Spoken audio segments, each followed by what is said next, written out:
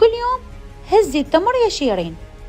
حضرة الشيخ جيبي الحلقة، ودي الحلقة، راحت الحلقة، جدي الحلقة. شيرين تفاجئ الوسط الفني والجمهور بعقد قرانها مجددا من طليقها العتيق حسام حبيب بحضور مأذون شرعي وشهود. ونسأل الله سبحانه وتعالى أن يجمع بينكما في الخير والسعادة، إنه ولي ذلك مولاه والقادر عليه. الضغوط اللي تعرضت إلها شيرين من قبل أخوها وأهلها وعائلتها الصغيرة وعائلتها الكبيرة اللي هم جمهورها خلتها بين مطرقة الحب للحبيب الأولي وسندان العلاقة المسمومة مع شريكها.